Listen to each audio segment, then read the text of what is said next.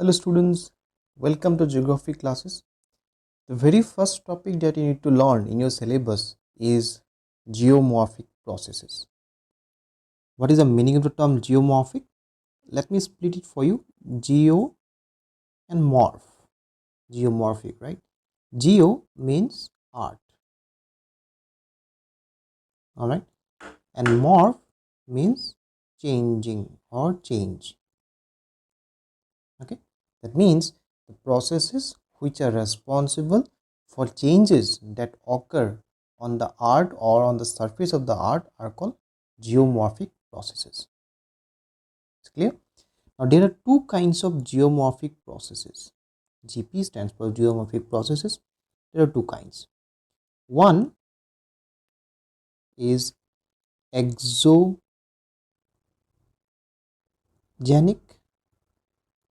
and other is endogenic. Okay, now let us try to understand what are exogenic processes and what are endogenic processes in details.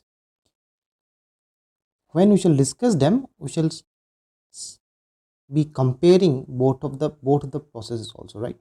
So the first one is exogenic processes.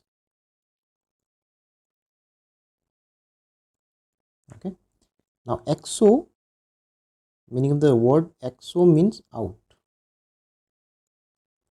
All right, here out means exterior. All right, so our surface of the art is not flat, right? So basically, if I try to draw the surface of the art, you have mountains, then plain valleys, then you have rivers, isn't it? Then you have plateaus, and then you have deep points also, like that. It is not a flat surface. So exogenic processes are the processes which are outside the surface of the art, that means on the atmosphere, and walk on the surface. And for example, let me put the examples first so that you understand better. So few examples can be sunshine, rain, wind, etc. Now all of them are outside the surface of the earth, and all of them derive energy from sun. Very important. Okay, and third point is the effects of all these processes is visible. You can realize the effect of rain, you can realize the effect of wind. Okay, next point that you need to understand is that exogenic processes are very slow to work, and exogenic processes try to level the surface of the earth. How do they try to level? For example, landslide. What happens in landslide? The material from this mountain will slide and try to go here, isn't it, in this direction? So what landslide is trying to do, they are trying to level this mountain and this valley, isn't it? It is trying to flat out the surface of the earth. So which are the points we have learned? We have learned that exogenic processes are very slow. Exogenic process try to flat out the surface of the earth. Next point that we have learned is that exogenic processes are visible. You can see the effects of exogenic processes, and they derive their energy from sun. So these are the 4 points we have learned about exogenic processes. Now let us go to endogenic processes. So your second point was endogenic process.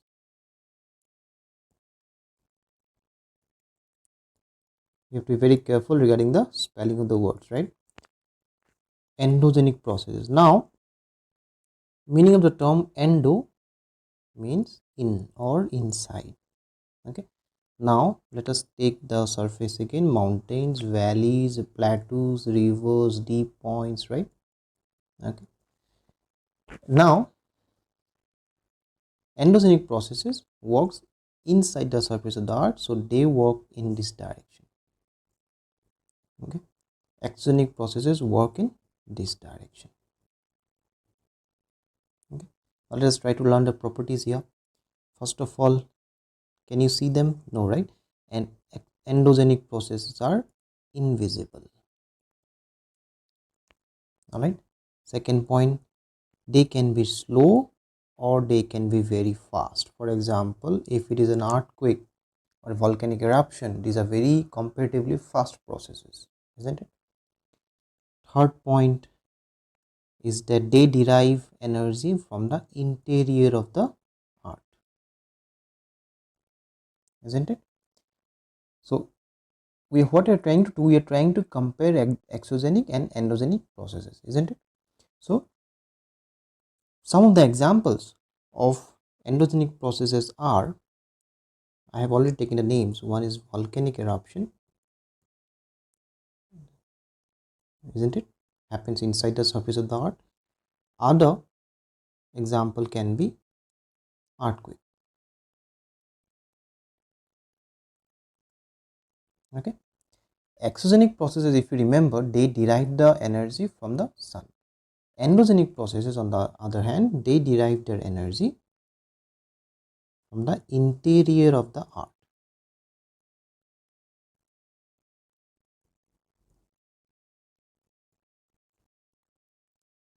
Which can be the sources of energy? For example, radioactivity. Due to radioactivity, you understand radioactivity, right? Inside the surface of the earth, there are radioactive materials. Those materials led to volcanic eruption.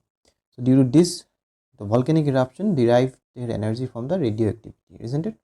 Alright. So we have learned the exogenic and endogenic processes. Now in a table format, let's try to compare them quickly. So we have exogenic processes and we have endogenic processes. Okay. The very first point of difference will be they are visible. Endogenic processes are invisible. Effects cannot be seen. Second point of difference can be they derive the energy from sun. They derive the energy from interior of the earth. Okay. Third point of difference can be exogenic processes are very slow. Okay. Endogenic processes are sometimes slow, but they can be rapid also. And fourth, very interesting, exogenic processes, they try to level out the surface of the earth, but endogenic processes, they try to break or build the surface of the earth. That means endogenic processes are responsible for irregularity. However, exogenic processes are responsible for regularity of the surface of the earth. Right. So I have tried to compare exogenic and endogenic processes. Hope this concept is absolutely clear. Okay. In the next video, we shall learn about plate tectonics.